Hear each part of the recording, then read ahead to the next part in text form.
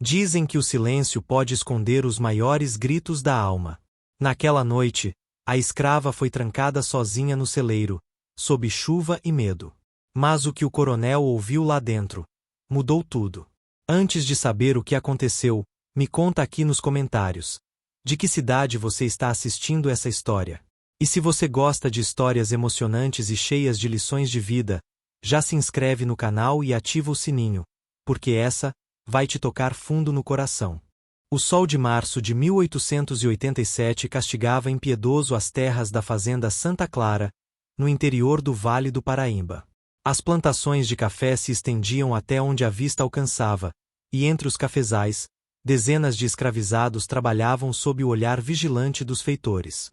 O coronel Augusto Mendes de Albuquerque era conhecido em toda a região como um homem de pulso firme, proprietário de uma das maiores fazendas da província. Seus bigodes grisalhos e porte altivo impunham respeito e medo em igual medida. Naquela manhã específica, um burburinho diferente tomava conta da senzala.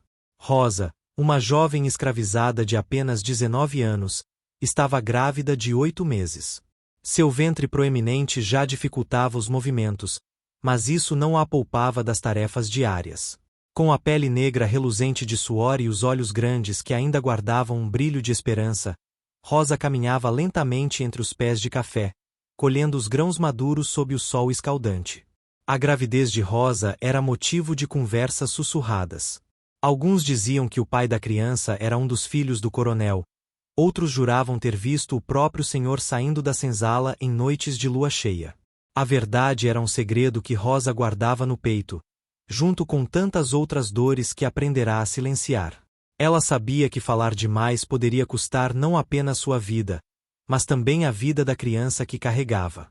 Dona Eulália, esposa do coronel, era uma mulher de aparência frágil, mas com um coração endurecido pelo ciúme e pela suspeita constante. Naquela manhã, ao observar Rosa trabalhando nos cafezais através da janela da casa grande, seus olhos se estreitaram. Havia algo na barriga daquela escrava que a incomodava profundamente. O formato, o tamanho, o jeito como Rosa colocava as mãos sobre o ventre com uma ternura que ela própria nunca conseguirá sentir por seus próprios filhos. Benedita, chamou Dona Eulália com voz estridente, fazendo a mucama correr em sua direção. Diga ao feitor para trazer aquela escrava grávida até aqui. Agora! A ordem foi dada com tamanha rispidez que até os canários da gaiola de ouro pararam de cantar por um instante. Rosa foi trazida à casa grande sob o olhar curioso dos outros escravizados. Seus pés descalços marcavam o chão de terra batida enquanto ela caminhava com dificuldade, uma das mãos apoiando as costas doloridas. Ao entrar na varanda da grande mansão colonial, ela manteve os olhos baixos, como lhe fora ensinado desde criança. Nunca olhar nos olhos dos senhores. Nunca questionar. Nunca reclamar. Levante a cabeça, menina, ordenou Dona Eulália, examinando Rosa como se ela fosse uma peça de gado no mercado. Aproximou-se e colocou a mão no ventre da jovem com força, fazendo-a estremecer de dor. De quantos meses você está? 8 meses, sinhá, respondeu Rosa com voz trêmula, sentindo a criança se mexer inquieta dentro de si, como se também sentisse o perigo daquele momento. Dona Eulália deu alguns passos para trás, os olhos fixos naquela barriga que parecia acusá-la de algo que ela não conseguia nomear. Havia uma suspeita terrível crescendo em seu peito, uma suspeita que ameaçava destruir a fachada de perfeição que ela mantinha há tantos anos. Se aquela criança nascesse com certas características, toda a sociedade saberia. O escândalo seria insuportável. Tranque essa escrava no celeiro velho, ordenou Dona Eulália ao feitor que esperava na porta. Não quero vê-la mais circulando pela fazenda até o coronel retornar de sua viagem. Ele decidirá o que fazer com ela. O feitor, um homem brutamontes chamado Severino, agarrou Rosa pelo braço com força desnecessária.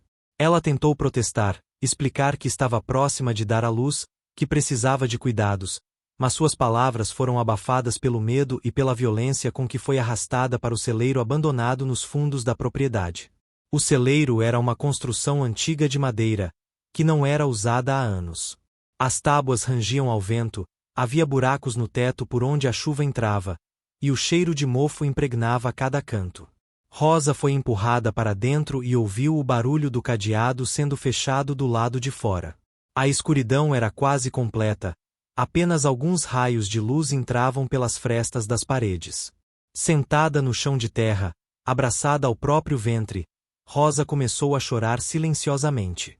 Não pela dor física que sentia, mas pelo medo do que aconteceria com seu bebê. Ela sussurrou uma oração que sua mãe lhe ensinara quando criança, antes de ser vendida para outra fazenda. Palavras em uma língua africana que ela mal compreendia, mas que trazia conforto ao seu coração desesperado. As horas se arrastavam no celeiro escuro. Rosa podia ouvir os sons da fazenda lá fora. O mugido do gado, as vozes dos outros escravizados voltando do campo, o sino da capela tocando o ângelus. Tudo parecia tão distante, como se ela estivesse em outro mundo. Sua boca estava seca, seu corpo doía, e as contrações começavam a aparecer em intervalos irregulares. A noite caiu sobre a fazenda Santa Clara, e com ela veio um silêncio pesado. Rosa tentava se acomodar no chão duro, mas qualquer posição era desconfortável. O bebê dentro dela se mexia constantemente, como se também estivesse inquieto com aquele lugar. Ela cantava baixinho, canções de ninar que vira outras mães escravas cantarem para seus filhos nas senzalas. O coronel Augusto chegou à fazenda 3 dias depois, no final da tarde de uma sexta-feira. Sua viagem à capital da província havia sido produtiva. Conseguirá negociar um bom preço para a próxima safra de café e fizera contatos importantes com políticos influentes. Estava de bom humor, algo raro em um homem de temperamento geralmente explosivo. Trazia presentes para a esposa e os filhos, e até considerou a possibilidade de dar uma folga dominical aos escravizados. Ao descer da carruagem, foi recebido por Dona Eulália, que o esperava na varanda com um sorriso tenso. O coronel percebeu imediatamente que algo estava errado. Conhecia aquela expressão, era a mesma que ela fazia quando havia problemas que exigiam sua atenção especial. Bem-vindo de volta, Augusto, disse ela, beijando-lhe o rosto com frieza calculada. Precisamos conversar. É sobre uma das escravas. O coronel suspirou pesadamente. Sempre havia problemas com os escravizados, fugas tentadas, ferramentas quebradas, trabalho mal feito. Ele estava cansado da viagem e queria apenas um banho quente e um copo de vinho, mas sabia que Eulália não o deixaria em paz até resolver o que quer que fosse. Do que se trata?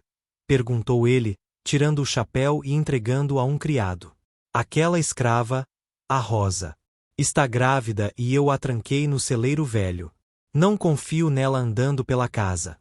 Há algo nessa criança que não me parece certo, disse Dona Eulália, escolhendo cuidadosamente as palavras. O coronel franziu o senho. Está grávida e você a trancou no celeiro? Há quantos dias? 3 dias. Ela está bem. Severino leva água uma vez por dia. O rosto do coronel enrubesceu de raiva. Você enlouqueceu, mulher?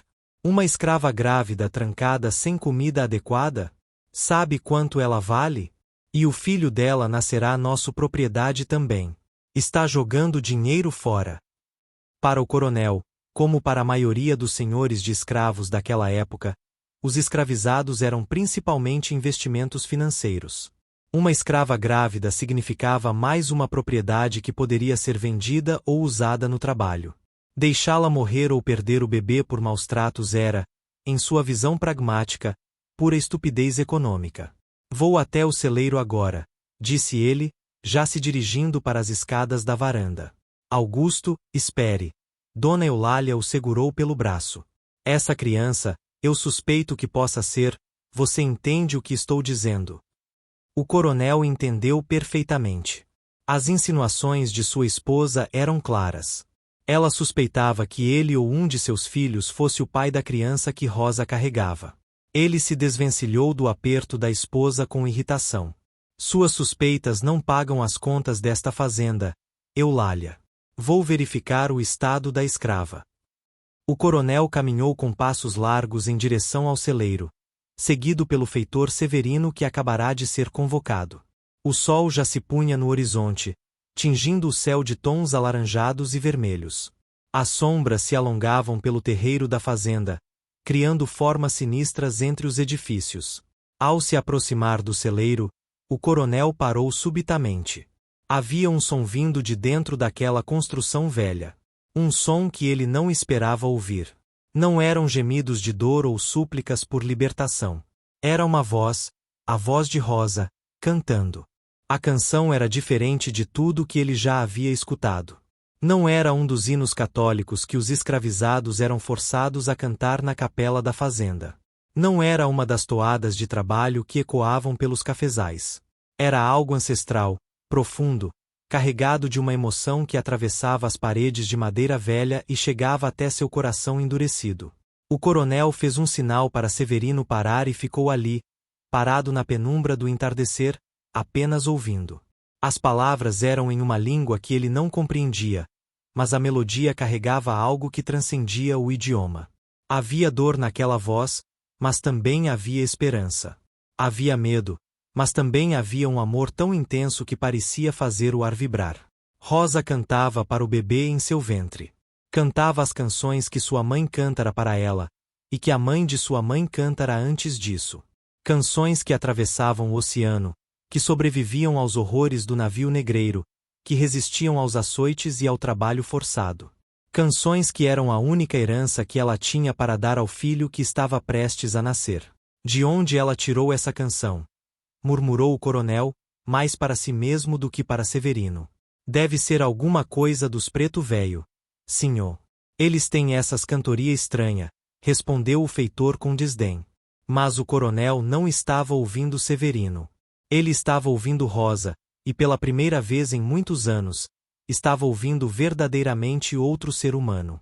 Não um objeto de sua propriedade, não uma peça de investimento, mas uma pessoa com sentimentos, com memórias, com uma alma que cantava na escuridão.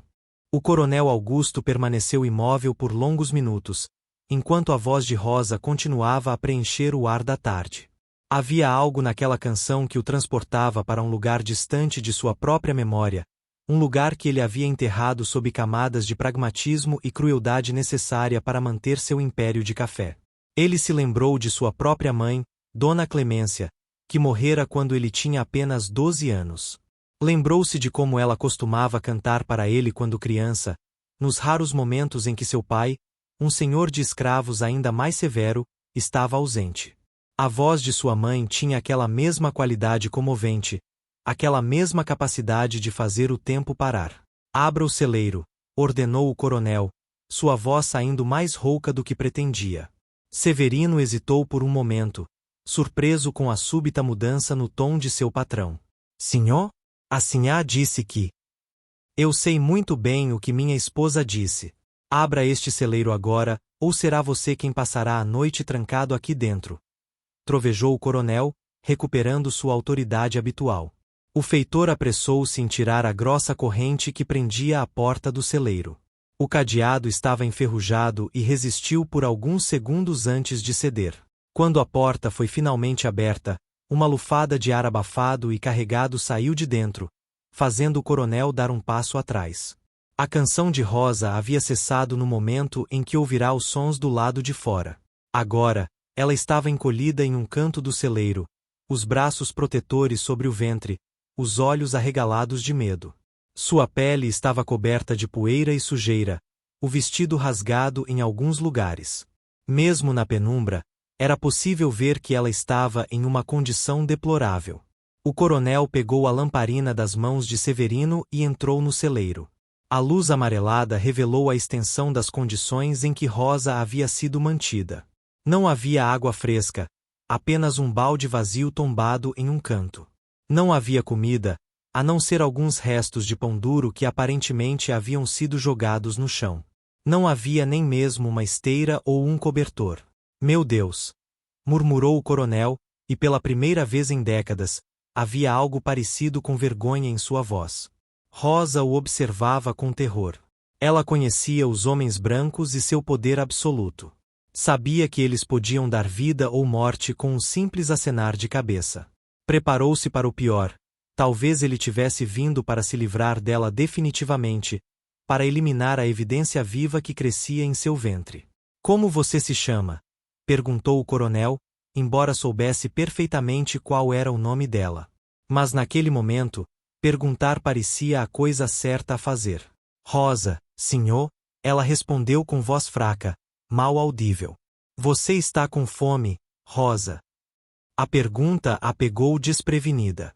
Ninguém nunca lhe perguntava se estava com fome, com sede, com dor. Essas coisas não importavam. Ela hesitou, sem saber se era uma armadilha. Sim, senhor, admitiu finalmente, a mão instintivamente indo para o ventre onde o bebê se mexia freneticamente. O coronel virou-se para Severino, que observava a cena com crescente confusão. Vá até a cozinha e traga comida. Não há sobras, comida de verdade. Caldo de galinha, pão fresco, frutas. E água limpa. Rápido! Severino correu para cumprir a ordem, ainda tentando entender o que havia causado tamanha mudança em seu patrão. O coronel, por sua vez, continuou observando Rosa à luz da lamparina. Pela primeira vez, ele realmente a via, não como uma propriedade, mas como uma jovem mulher em situação desesperadora. Essa canção que você estava cantando, disse o coronel após um longo silêncio. De onde você a aprendeu? Rosa engoliu em seco antes de responder. Minha mãe me ensinou, senhor. Antes de ela ser vendida. Era a canção que a mãe dela cantava, e a mãe da mãe dela, lá de onde nosso povo veio. E o que diz a canção? Fala de uma mãe que pede aos orixás, aos espíritos dos ancestrais, que protejam seu filho. Pede para que a criança seja forte, para que sobreviva, para que um dia conheça a liberdade. Rosa falou baixinho, esperando ser punida por mencionar os deuses africanos proibidos. Mas o coronel não a puniu. Em vez disso, ele puxou um caixote velho e sentou-se, o que era absolutamente inédito. Um senhor de escravos sentando-se na presença de uma escrava, como se fossem iguais. A lamparina entre eles criava um círculo de luz naquele celeiro escuro, um pequeno mundo à parte do restante da fazenda. Liberdade, repetiu o coronel, a palavra soando estranha em sua boca. Você sabe que isso é impossível, não sabe? Eu sei, senhor, disse Rosa, os olhos baixos. Mas uma mãe pode sonhar para seu filho, mesmo que seja só um sonho. Naquele momento, algo se rompeu dentro do coronel Augusto. Talvez fosse a lembrança de sua própria mãe. Talvez fosse o cansaço de tantos anos mantendo um sistema brutal. Talvez fosse apenas a humanidade que ele havia tentado sufocar ressurgindo na forma daquela canção ancestral. Ou talvez fosse a súbita compreensão de que, apesar de todo seu poder e riqueza, aquela jovem escrava possuía algo que ele nunca teria, a capacidade de amar incondicionalmente, mesmo em meio ao sofrimento mais atroz. Severino retornou com uma bandeja carregada de comida, mais do que Rosa tinha visto em meses. O cheiro do caldo quente de galinha fez seu estômago roncar vergonhosamente alto. O coronel fez um gesto para que ela comesse, e Rosa, ainda desconfiada, começou a se alimentar devagar, as mãos tremendo enquanto levava a colher à boca. Deixe-nos, ordenou o coronel a Severino. O feitor hesitou, claramente preocupado em deixar seu patrão sozinho com uma escrava no celeiro escuro, mas não ousou questionar. Saiu e fechou a porta, deixando apenas uma fresta aberta. Enquanto Rosa comia, o coronel permaneceu em silêncio, perdido em seus próprios pensamentos. A lamparina projetava sombras dançantes nas paredes do celeiro, criando uma atmosfera quase onírica. Do lado de fora, os sons noturnos da fazenda começavam, grilos cantando, o vento nas árvores, o latido distante dos cães. Quanto tempo você tem? Perguntou o coronel subitamente, se referindo ao tempo de gestação. A parteira disse que o bebê pode nascer a qualquer momento. Senhor. Já passou da hora, respondeu Rosa, a mão acariciando o ventre. E quem é o pai? A pergunta pairou no ar como uma ameaça. Rosa parou de comer, o coração acelerando. Essa era a pergunta que ela temia, a pergunta que poderia significar a morte para ela e para seu filho. Eu não posso dizer, senhor, sussurrou ela, a voz embargada. Não pode ou não quer? Não posso, senhor. Por favor, não me faça dizer. O coronel estudou o rosto dela cuidadosamente. Havia medo ali, certamente, mas também havia uma determinação surpreendente. Ela estava disposta a sofrer as consequências de seu silêncio para proteger alguém. Isso despertou a curiosidade dele. Minha esposa acha que eu sou o pai. Ou um de meus filhos, disse o coronel, observando a reação de Rosa. Ela ergueu os olhos rapidamente, surpresa, e então os baixou novamente. Não é o senhor, nem os moços. Eu juro pela vida desta criança. Havia tal sinceridade em sua voz que o coronel acreditou nela imediatamente. Sentiu um alívio estranho. Ele não era um santo, longe disso, mas havia certas linhas que nunca havia cruzado, e forçar-se sobre escravas grávidas era uma delas. Então quem? Insistiu ele. Rosa mordeu o lábio inferior, lágrimas começando a escorrer pelo rosto. Um homem bom, senhor. Um homem que me tratou como gente, não como bicho. Mas ele não está mais aqui. Foi vendido. Fugiu, senhor. Há 3 meses. Quando soube que eu estava esperando o filho dele, quis me levar junto, mas eu estava com muito medo. Tinha medo dos capitães do mato, medo dos cachorros, medo de ser pega e açoitada até morrer. Então ele fugiu sozinho e prometeu que voltaria para me buscar. Rosa pausou, limpando as lágrimas com as costas da mão suja. Mas ele não voltou. Acho que conseguiu chegar longe, ou foi pego e morto. O coronel se lembrou de uma fuga há 3 meses atrás. Um escravizado jovem, forte, que trabalhava na carpintaria. Joaquim, era esse o nome. Eles haviam enviado os capitães do mato atrás dele, mas nunca o encontraram. O homem havia simplesmente desaparecido, como se a terra o tivesse engolido. Joaquim, disse o coronel, e viu Rosa se encolher ao ouvir o nome. Era o Joaquim, não era? Ela não respondeu, mas não precisava. O silêncio era confirmação suficiente. Você tem ideia do prejuízo que aquele negro me causou? Era um dos melhores carpinteiros da região. Eu poderia alugar seus serviços para outras fazendas por um bom preço. Perdoe, senhor, murmurou Rosa, sabendo que palavras eram inúteis, mas sentindo necessidade de dizê-las de qualquer forma. O coronel suspirou pesadamente. Parte dele queria estar furioso, queria punir Rosa por ter sido cúmplice, mesmo que apenas por omissão, na fuga de uma propriedade valiosa. Mas outra parte dele, uma parte que ele não sabia que ainda existia, sentia algo diferente. Admiração? Inveja? Ele não sabia exatamente. Você o amava? Perguntou ele, e a pergunta surpreendeu a ambos pela gentileza inesperada no tom. Rosa ergueu os olhos, e pela primeira vez naquela conversa, permitiu-se ser completamente honesta. Sim, senhor. Eu o amava. Ele era bom para mim. Quando todos me tratavam como se eu não fosse nada, ele me tratava como se eu fosse tudo. Me fazia sentir humana. Essas últimas palavras atingiram o coronel como um soco no estômago. Me fazia sentir humana. A implicação era clara e brutal. O resto do tempo, Rosa não se sentia humana. E era ele, o coronel, junto com todos os outros senhores de escravos, que a fazia sentir assim. E esta criança, disse o coronel, apontando para o ventre de Rosa, é tudo o que resta dele para você. Sim, senhor. É tudo o que me resta de felicidade neste mundo.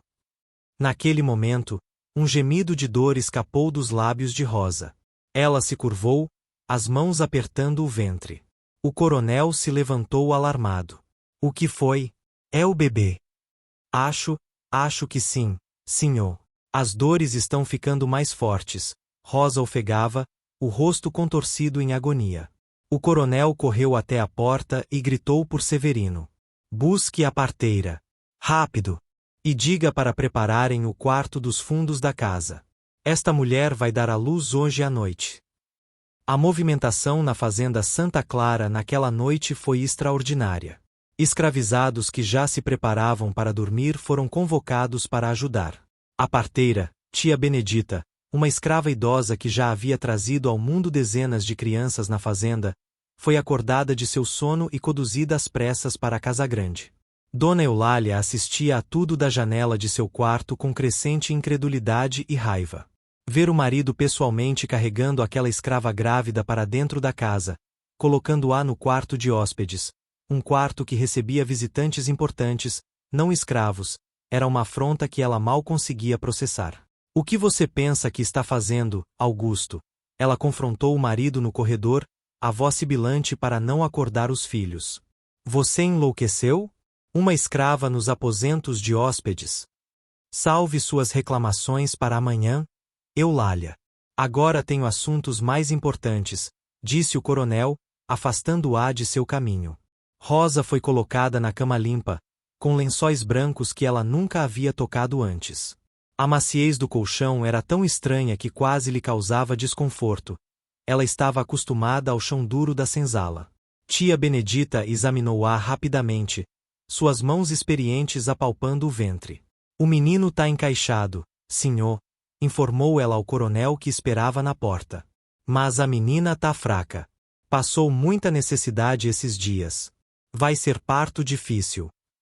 Faça o que for necessário para que ambos sobrevivam, ordenou o coronel, surpreendendo novamente a todos com sua preocupação. As horas seguintes foram uma tortura. Os gritos de dor de Rosa ecoavam pela casa, fazendo os criados se entreolharem nervosos. Dona Eulália trancou-se em seu quarto, tapando os ouvidos com travesseiros. Os filhos do coronel, adolescentes curiosos, tentavam espreitar pelo corredor, mas eram repetidamente enxotados pelo pai. O coronel Augusto, homem que comandará exércitos de escravizados, que nunca demonstrara fraqueza diante de ninguém, caminhou pelo corredor toda a noite como um pai expectante. Parava periodicamente na porta do quarto, onde tia Benedita e duas outras escravas ajudavam Rosa, mas não entrava, respeitando o espaço feminino daquele momento sagrado. Por que você se importa tanto? Perguntou seu filho mais velho, Carlos, encontrando o pai no corredor após a meia-noite. É só uma escrava. O coronel olhou para o filho com uma expressão que o jovem nunca havia visto antes. Havia cansaço ali, mas também algo mais profundo. Talvez seja a hora de você aprender, Carlos, que só uma escrava é também uma pessoa. Uma pessoa que sente dor, que tem sonhos, que ama e que merece um mínimo de dignidade. O senhor está falando como os abolicionistas, disse Carlos com desdém. Talvez os abolicionistas não estejam completamente errados, murmurou o coronel, palavras que jamais imaginou pronunciar. A noite avançava lentamente. Por volta das 3 da madrugada, um grito diferente cortou o ar, não de dor, mas de chegada. O choro de um recém-nascido encheu a casa, um som estridente e belo ao mesmo tempo. Tia Benedita apareceu na porta, um sorriso cansado no rosto. É um menino, senhor. Forte e saudável. O coronel entrou no quarto. Rosa estava exausta, pálida, o cabelo grudado na testa pelo suor. Mas em seus braços, envolto em um cobertor limpo, estava um bebê minúsculo, a pele escura reluzente, os punhos cerrados e os olhos fechados, chorando com toda a força de seus pulmões novos. Como vai chamá-lo? Perguntou o coronel, aproximando-se da cama. Rosa olhou para o filho, depois para o coronel, os olhos cheios de lágrimas. Joaquim, senhor. Se o senhor permitir. Em memória do pai dele. O coronel deveria negar. Dar a uma criança escravizada o nome de um fugitivo era quase um ato de rebeldia. Mas quando olhou para aquele bebê, para a forma como Rosa o segurava com tanto amor, não conseguiu negar. Joaquim, repetiu ele. Que seja Joaquim, então. Naquele momento, algo fundamental mudou no coração do coronel Augusto Mendes de Albuquerque. Não foi uma transformação súbita e completa. Ele não se tornou um abolicionista fervoroso naquela noite. Mas uma semente foi plantada, uma semente de dúvida, de questionamento, de humanidade recuperada. Ele olhou para Rosa e para o pequeno Joaquim, e pela primeira vez em décadas, sentiu vergonha. Vergonha do sistema que mantinha, vergonha da dor que causava, vergonha de ter levado tanto tempo para ver o óbvio, que aquelas pessoas que ele escravizava eram tão humanas quanto ele. Descanse, disse ele a Rosa, sua voz surpreendentemente gentil. Você e o menino ficarão aqui até estarem completamente recuperados. Tia Benedita, certifique-se de que ela tenha tudo o que precisa. A velha parteira assentiu, os olhos brilhando com lágrimas de surpresa. Em todos seus anos de trabalho naquela fazenda, jamais havia visto o coronel demonstrar tal consideração por uma escrava. Rosa murmurou um agradecimento fraco, apertando o pequeno Joaquim contra o peito. O bebê havia parado de chorar e agora sugava o dedo, os olhos ainda fechados, alheio ao mundo complexo e cruel em que acabará de chegar. A manhã seguinte trouxe consigo não apenas a luz do sol, mas também as consequências das decisões noturnas do coronel. Dona Eulália acordou determinada a confrontar o marido e reverter aquela situação absurda. Encontrou-o na biblioteca, sentado em sua poltrona de couro, olhando pela janela com uma expressão distante. Precisamos conversar sobre o que aconteceu ontem à noite, começou ela, fechando a porta atrás de si com força. Não há nada para conversar, Eulália. A escrava deu à luz, ambos estão bem, e permanecerão nos aposentos de hóspedes até se recuperarem completamente, respondeu o coronel sem tirar os olhos da janela. Você percebe o escândalo que isso vai causar? Os vizinhos, os outros fazendeiros, todos vão comentar. Um senhor de escravos tratando uma escrava como se fosse uma pessoa da família. E ela não é uma pessoa. O coronel finalmente virou-se para encará-la. Diga-me, Eulália, quando foi que paramos de ver estas pessoas como seres humanos? Dona Eulália ficou boquiaberta. Você está doente? Deve ter pegado alguma febre na viagem. Vou chamar o médico. Não estou doente. Pela primeira vez em muitos anos, estou enxergando claramente, disse o coronel, levantando-se da poltrona. Você sabe o que ouvi ontem à noite? Ouvi uma mãe cantando para seu filho. Não uma escrava, não uma propriedade, mas uma mãe. E me fez lembrar de coisas que eu havia esquecido, coisas sobre compaixão, sobre humanidade. Humanidade. Eulália cuspiu a palavra. Humanidade não paga as contas desta fazenda. Humanidade não mantém nosso estilo de vida. Você está falando de sentimentos por pessoas que são nossas propriedades legais. Propriedades que sentem, que sofrem, que amam. Propriedades que têm filhos e querem vê-los crescer livres. O coronel caminhou até a esposa. Você já parou para pensar nisso, Eulália? No que significa arrancar uma criança de sua mãe para vendê-la? No que significa açoitar alguém até a carne rasgar? No que significa? Pare! Gritou Dona Eulália, tapando os ouvidos. Não quero ouvir essas coisas. Você está destruindo tudo que construímos. O silêncio que se seguiu foi pesado. O coronel percebeu que havia um abismo entre ele e sua esposa, um abismo que talvez sempre estivesse ali, mas que apenas agora se tornará visível. Não vou libertar todos os escravos amanhã, Eulália. Não sou tolo. Mas algumas coisas vão mudar nesta fazenda. A começar pela forma como tratamos essas pessoas, disse ele com firmeza. Naquele momento, batidas urgentes na porta interromperam a discussão. Era Severino, o feitor, com o rosto vermelho e suado. Senhor, tem problema na senzala. Os negros tão falando que se a Rosa pode ficar na casa grande, eles também merecem melhor tratamento. Tá começando uma rebelião. O coronel sentiu o peso da realidade cair sobre seus ombros. Cada ação tinha consequências. Sua bondade inesperada com Rosa havia criado expectativas, havia mostrado que mudanças eram possíveis. E agora os outros escravizados queriam sua parte dessa mudança. Vou falar com eles, disse o coronel, pegando seu chapéu. Você vai açoitá-los até aprenderem seu lugar? Perguntou Dona Eulália com esperança. Não. Vou ouvi-los. A senzala estava em tumulto quando o coronel chegou. Dezenas de escravizados estavam reunidos no pátio central, conversando em voz alta, alguns gesticulando animadamente. Quando viram o coronel se aproximar, o silêncio caiu como uma pedra.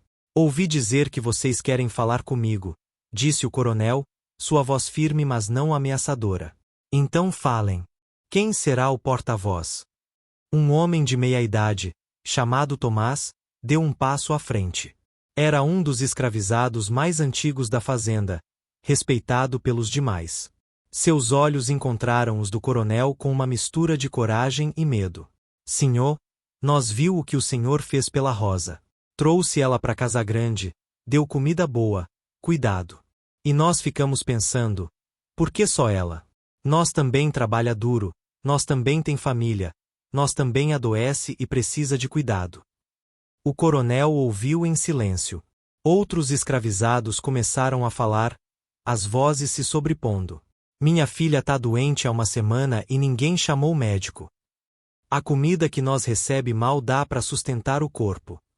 Meu filho foi vendido mês passado e nem pude me despedir. Os açoites são muito pesado, senhor, às vezes por erro pequeno. O coronel ergueu a mão pedindo silêncio. Ele olhou para aqueles rostos, rostos que via todos os dias mas nunca realmente enxergava. Viu mães preocupadas com filhos doentes. Viu pais que trabalhavam até a exaustão.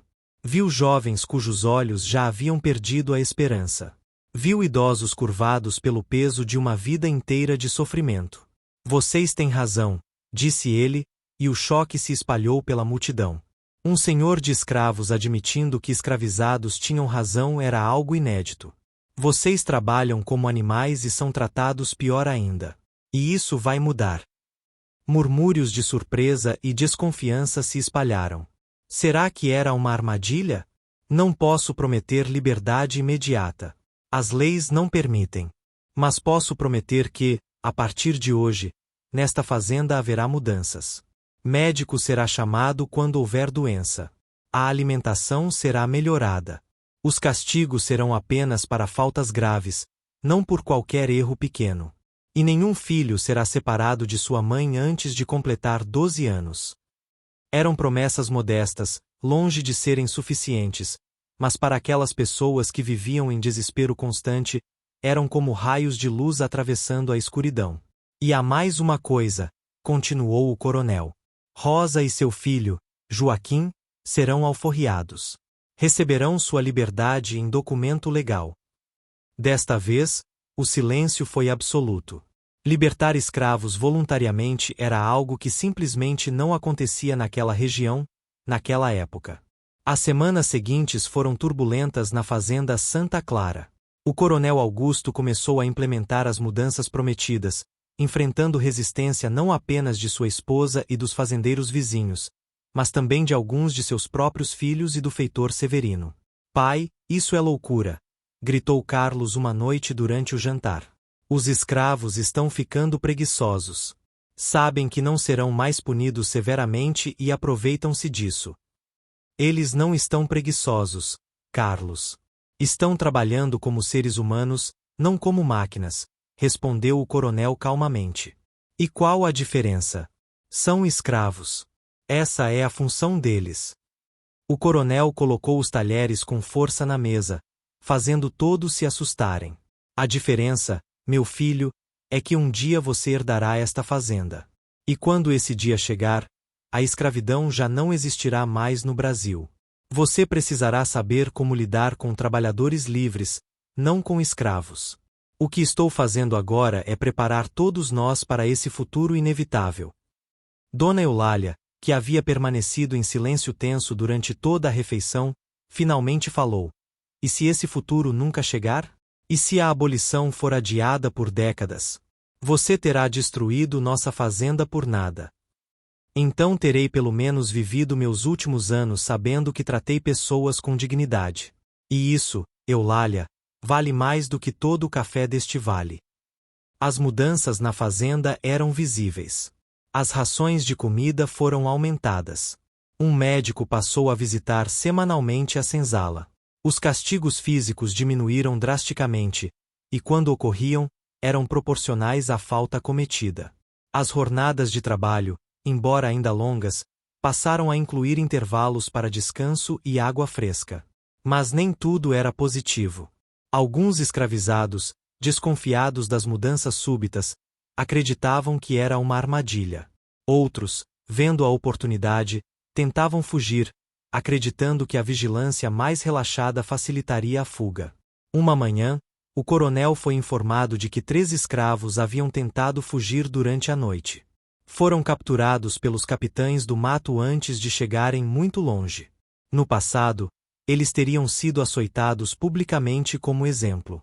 Agora, o coronel enfrentava um dilema moral. Reuniu os 3 fugitivos em seu escritório. Eram homens jovens, fortes, com olhos cheios de desespero e defiant. Por que tentaram fugir? Perguntou ele. Porque nós quer ser livre, igual a Rosa. Respondeu um deles, chamado João. Se ela pode, por que nós não pode? O coronel esfregou o rosto com as mãos, cansado. Rosa foi libertada por circunstâncias específicas. Eu não posso simplesmente libertar todos vocês de uma vez. Seria a ruína econômica desta fazenda, e vocês mesmos sofreriam as consequências. Então nós sempre vai ser escravo? Perguntou outro, a voz carregada de amargura. Não. Tenho um plano. Todo escravizado nesta fazenda que trabalhar fielmente por 5 anos receberá sua alforria.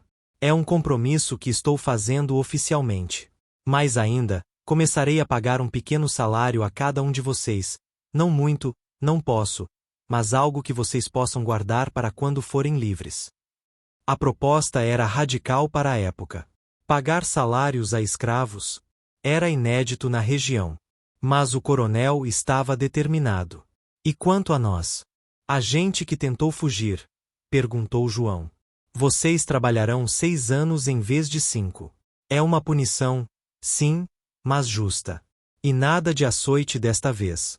Mas se tentarem fugir novamente, as consequências serão mais severas. Estou tentando construir algo novo aqui, mas preciso que vocês trabalhem comigo, não contra mim.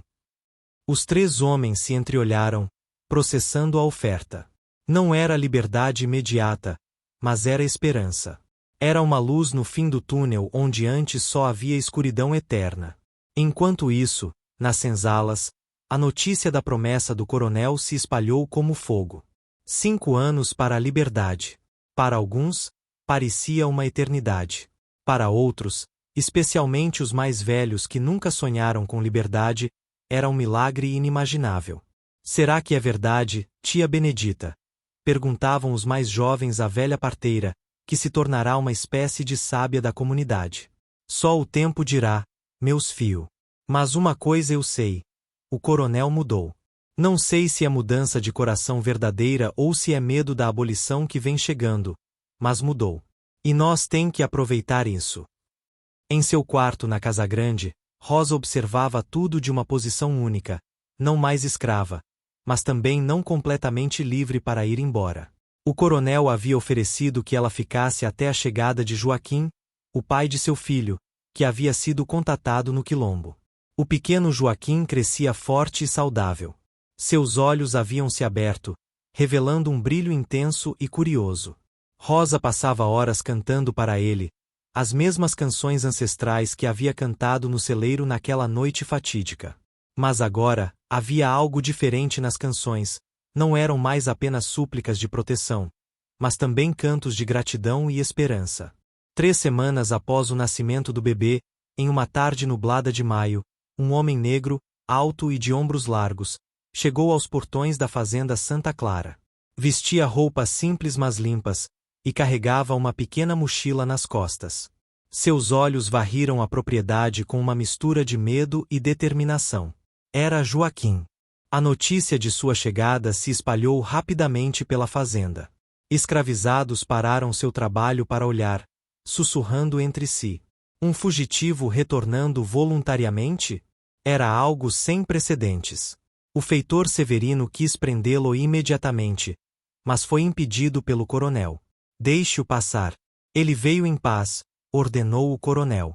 Joaquim foi conduzido à Casa Grande, seus passos hesitantes nas tábuas da varanda onde antes pisara apenas como propriedade.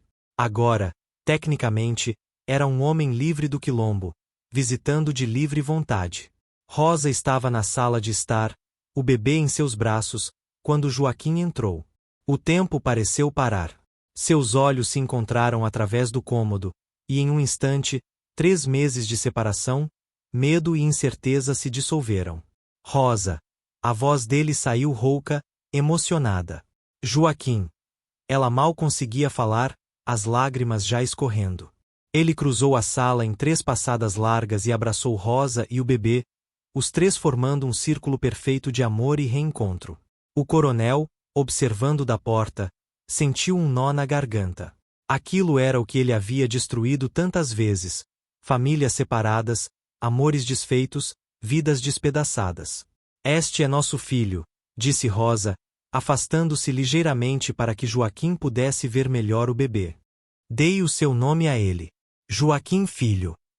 O homem forte, que havia enfrentado a fuga através de matas perigosas, que havia sobrevivido a capitães do mato e animais selvagens, chorou como uma criança ao segurar seu filho pela primeira vez.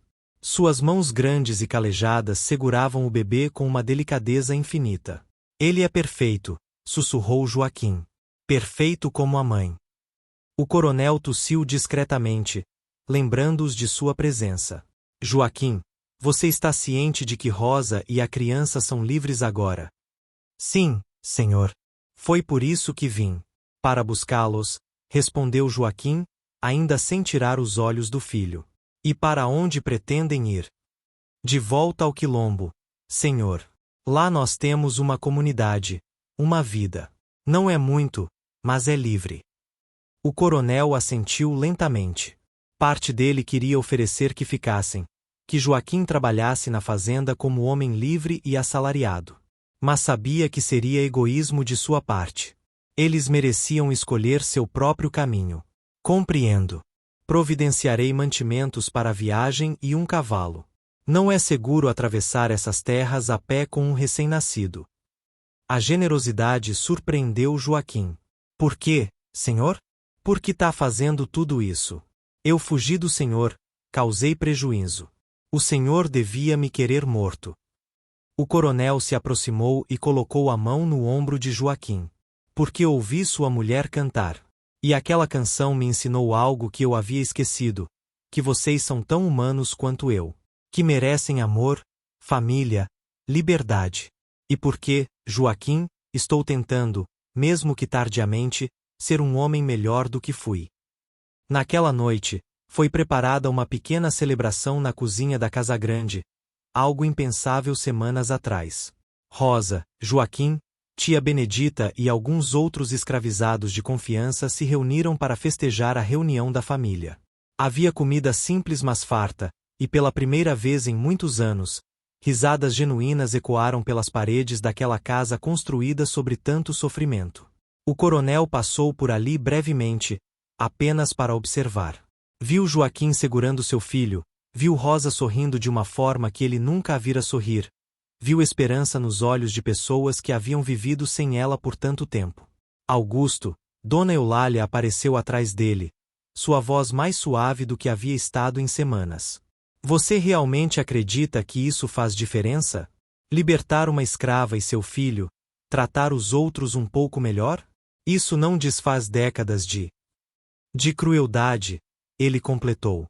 Não, não desfaz. Nada pode desfazer. Mas é um começo, Eulália. É tudo que posso fazer, começar.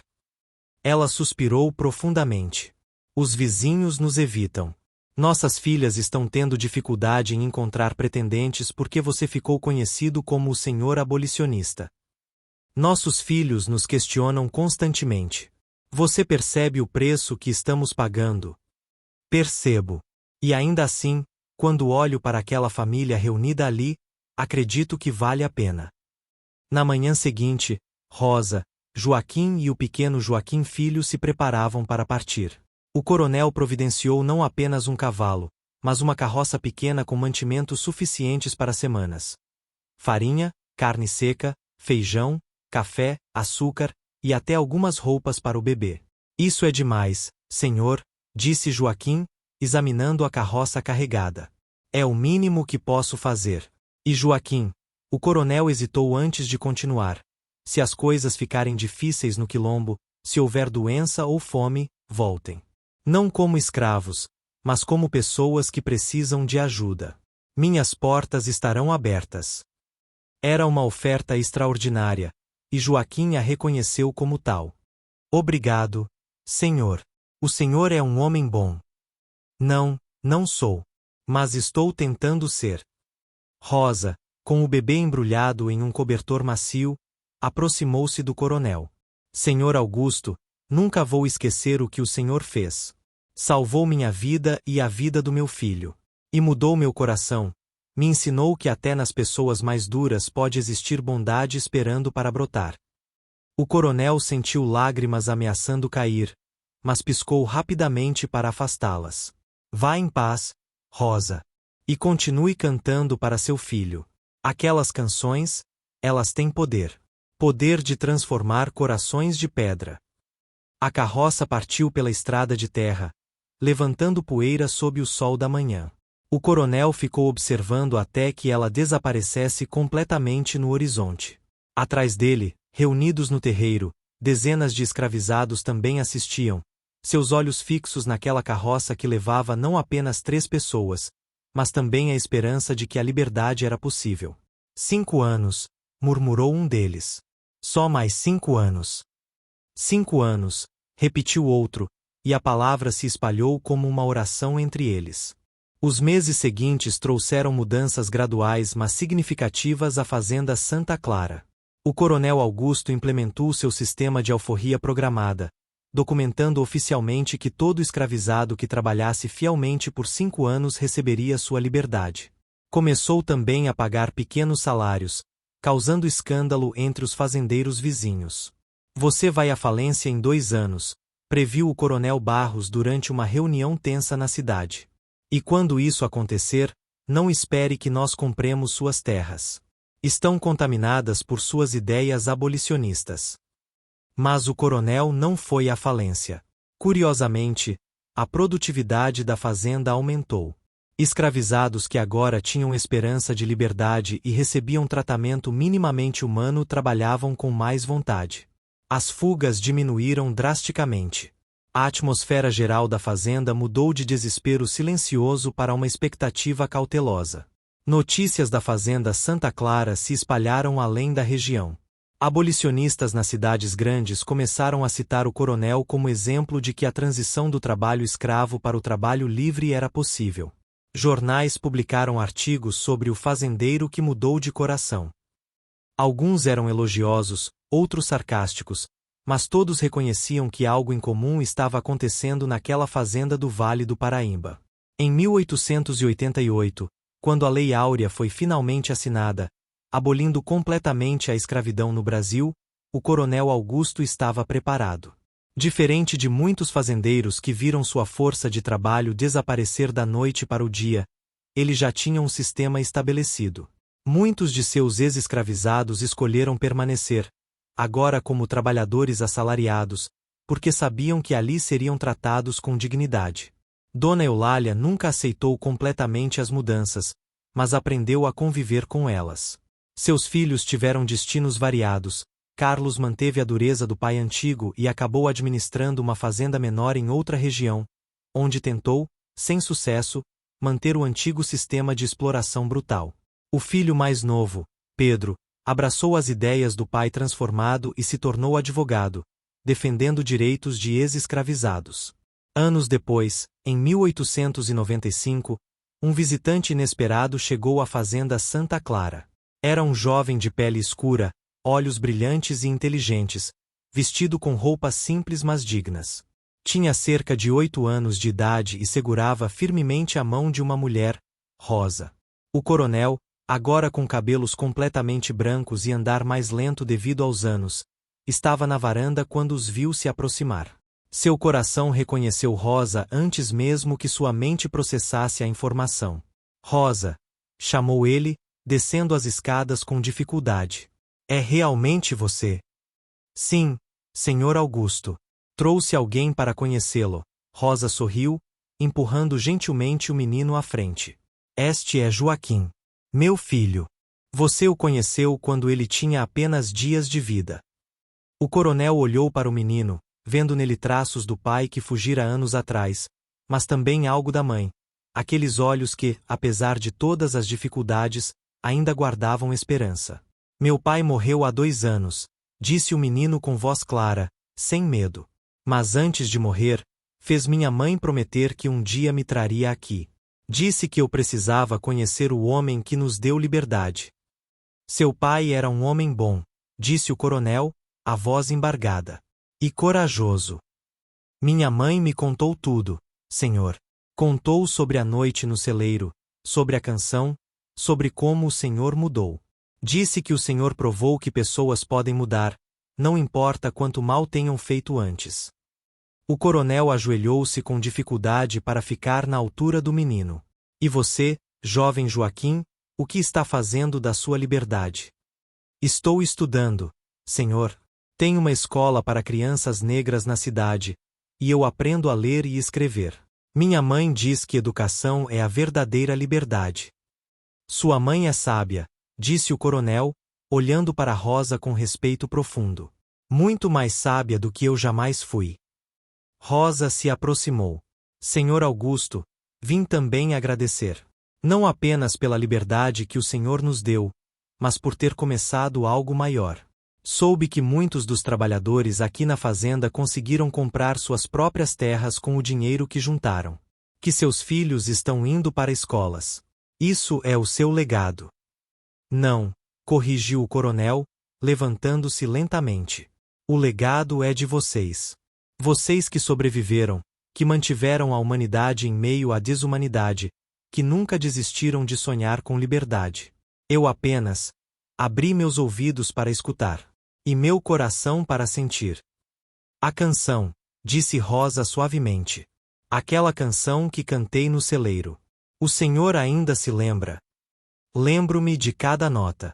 Está gravada em minha alma. Rosa sorriu e começou a cantar, sua voz ainda bela apesar dos anos.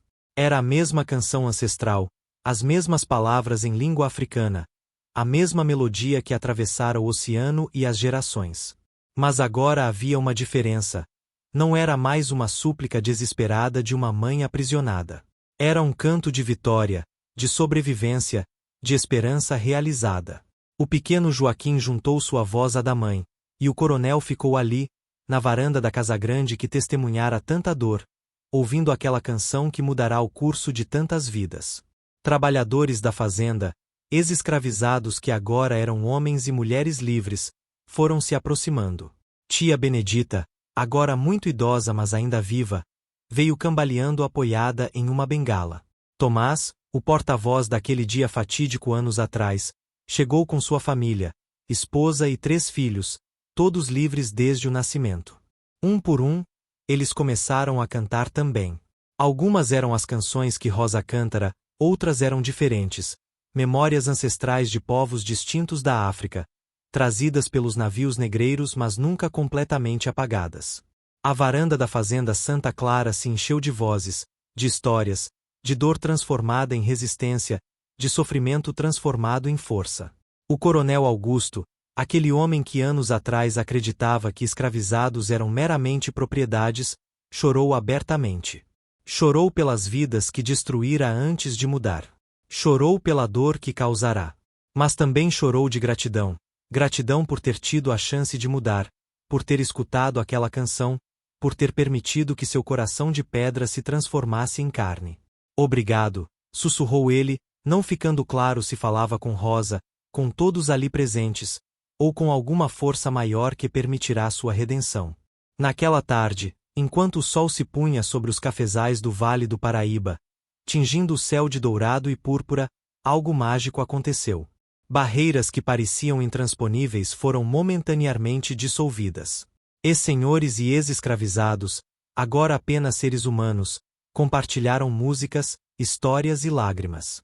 Não apagava o passado. Nada poderia apagar séculos de horror e injustiça. Mas era um passo, um pequeno, imperfeito, mas genuíno passo em direção à cura, à reconciliação, à humanidade compartilhada.